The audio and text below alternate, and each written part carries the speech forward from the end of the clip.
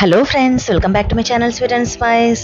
நான் இன்றைக்கி மஞ்சள் பூசணிக்காயை வச்சு எப்படி ஸ்ரீலங்காவில் ஒரு பால் கறி செய்வாங்க அப்படின்றத நான் உங்களுக்கு செஞ்சு காட்ட போகிறேன். இது ஒரு டிஃப்ரெண்ட்டாக இருக்கும், உங்களுக்கு டேஸ்ட்டாகவும் இருக்கும். இதில் நிறைய ஹெல்த் பெனிஃபிட்ஸ் இருக்குது. கண்டிப்பாக இதை மறக்காமல் செய்யுங்க. வாங்க எப்படி செய்வோன்றதை நம்ம பார்ப்போம். நான் இப்போ நமக்கு வேண்டிய அளவுக்கு நான் ஒரு பீஸ் எடுத்துருக்கிறேன். அந்த பீஸை நம்ம தோலெல்லாம் வெட்டிட்டு நடுவில் இருக்கிற அந்த சீட் சைடு எல்லாம் கட் பண்ணி சின்ன சின்ன க்யூபாக வெட்டி நான் எடுத்துக்கிறேன். நான் வாஷ் பண்ணலை. நான் இப்போ கட் பண்ணிட்டு தான் நான் வாஷ் பண்ண போகிறேன். நான் இப்போ எல்லாத்தையும் இப்படி கட் பண்ணி நான் போட்டுக்கிறேன். இந்த மஞ்சள் பூசணிக்காயில் அவ்வளோ ஹெல்த் பெனிஃபிட்ஸ் இருக்குது. அதுவும் குழந்தைங்களுக்கெல்லாம் நீங்கள் கொடுத்தீங்க அப்படின்னு சொன்னால் ஒரு ஃபிஷ் ஃப்ரையோ, ஒரு ஆம்லேட்டோ, ஒரு சிக்கன் ஃப்ரையோ ஏதாவது ஒன்று வச்சு நீங்கள் ஒரு ஃப்ரையோடு நீங்கள் ஊட்டி விட்டிங்கன்னா அடம் பிடிக்காமல் சாப்பிடுவாங்க. அவ்வளோ டேஸ்ட்டாக இருக்கும். நாங்கள் இதில் மரவள்ளி கிழங்கெல்லாம் போட்டு செய்வோம். அந்த டிஷ் நான் உங்களுக்கு அப்புறமா ஒரு தடவை செஞ்சு காட்டுறேன். நான் ரொம்ப டேஸ்ட்டாக இருக்கும். நான் இப்போ இந்த அளவுக்கு எல்லாத்தையுமே கட் பண்ணிக்கிட்டேன். எனக்கு இந்த அளவு போதும் இன்றைக்கி, அதனால் நான் இந்த அளவு எடுத்துருக்கிறேன். இதுக்கு ஒரு 10 சின்ன வெங்காயம் போல் எடுத்து நான் சின்ன சின்னதாக கட் பண்ணியிருக்கிறேன். நான் கொஞ்சம் காரத்துக்கு ஒரு 5-6 பச்சை மிளகாய் கட் பண்ணியிருக்கிறேன். நீங்கள் குழந்தைங்களுக்கு கொடுக்குறதா இருந்தால் கொஞ்சம் குறைச்சிக்குங்க. கருவேப்பமெல்லாம் எடுத்துருக்கிறேன். தலைப்பால், தேங்காய் பால், ஃபஸ்ட்டு பால் கொஞ்சம் எடுத்துருக்கிறேன். 2வது பாலும் 3வது பாலும் ஒரு கொஞ்சமாக எடுத்துருக்கிறேன்.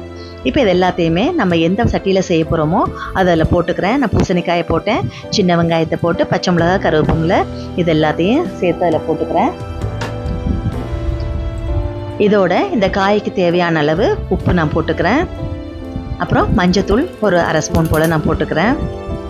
இப்போ நம்ம எடுத்து வச்ச அந்த 2வது பால் 3வது பாலை ஒரு கலக்கிட்டு அதை அப்படியே அந்த காய் முங்குற அளவுக்கு நீங்கள் ஊற்றிக்குங்க. இது ரொம்ப ஈஸி செய்கிறது. இது நம்ம வதக்க கொள்ள எதுவுமே தேவையில்லை, ஆயிலே தேவையில்லை. இது ரொம்ப ஈஸியாக செஞ்சிடலாம். இப்படி நீங்கள் எடுத்துகிட்டு இதை நீங்கள் அடுப்பில் வச்சுருங்க. இதோட கொஞ்சமாக ஒரு சோம்பு போட்டுக்குங்க. நாங்கள் பெருஞ்சீரகம் சொல்லுவோம், நீங்கள் சோம்பு போட்டுக்குங்க. போட்டுட்டு இதை அப்படியே மூடி விட்டுருங்க. இப்போ இந்த காய் நல்லா வேகட்டும். இந்த விட்ட பால்லையே அது வெந்துடும். உங்களுக்கு இது வேகிறதுக்கான நேரம் எடுக்காது. நடுவில் ஒருக்கா திறந்து அதை ஒருக்கா மசிச்சு விடுங்க. உங்களுக்கு பீஸாக இருக்கிறது உங்களுக்கு ரொம்ப பிடிச்சிருக்கு அப்படின்னு சொன்னால் ஓகே, உங்களுக்கு தகுந்த மாதிரி நீங்கள் விட்டுக்குங்க. குழந்தைங்களுக்கு கொடுக்குறதா இருந்துச்சு அப்படின்னு சொன்னால் நீங்கள் நல்லா மசிச்சு விட்டு கூட நீங்கள் கொடுக்கலாம். கரண்டியாலேயே நீங்கள் மசிச்சு விடுங்க. பச்சை மிளகாய் உங்களுக்கு தகுந்த மாதிரி நீங்கள் போட்டுக்குங்க. இப்போ நான் திருப்பி வச்சு அது அவியலை, அதனால் நம்ம திருப்பி இது பண்ணிவிட்டு இப்போ நம்ம கொஞ்சம் மசிச்சு விடுவோம். நான் இப்போ மசிச்சு விட்டுக்கிறேன். மசிச்சு விட்டு நம்ம விட்ட அந்த 2வது பால் 3வது பாலும் அதை அப்படியே கொஞ்சம் வத்துற அளவுக்கு நம்ம வெயிட் பண்ணுவோம். அடுப்பு மீடியம் ஃப்ளேமில் தான் இருக்குது. இந்த பால் கறி செய்கிறது ரொம்ப ரொம்ப ஈஸியாக செஞ்சிடலாம். எங்கள் ஊரில் நான்வெஜ் எது செஞ்சாலுமே கண்டிப்பாக ஒரு பால் கறி செய்யாமல் இருக்க மாட்டாங்க. அப்படி செய்யும்போது மீன் குழம்புக்கு இது ரொம்ப நல்ல காம்பினேஷன், நல்லாயிருக்கும். நீங்கள் வேணால் ட்ரை பண்ணி பாருங்கள். இப்போ இது வத்திடுச்சு. இதில் நான் தலைப்பால் விட்டுக்கிறேன். ஃபஸ்ட்டு பாலை நான் எடுத்து நான் விட்டுக்கிறேன்.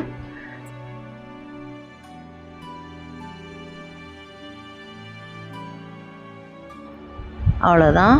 இப்போ ஒரு 2 கொதி வந்த உடனே நம்ம ஆஃப் பண்ணி விட்டுருவோம். இதில் நம்ம லெமன் கொஞ்சம் புளியணும், ஆனால் சூடாக இருக்கும்போது புளியக்கூடாது, அதனால் ஆற விட்டுருவோம். இது இப்போ நல்லா ஆறிடுச்சு. இப்போ நான் ஒரு 1/2 லெமன் எடுத்து அதை சீடெல்லாம் எடுத்துகிட்டு நம்ம அப்படியே புளிஞ்சு விடுவோம். பால் கறினாலே லாஸ்ட்டாக நம்ம ஆற வச்சுட்டு நம்ம இந்த லெமன் புளிஞ்சாதான் டேஸ்ட்டே கொடுக்கும்.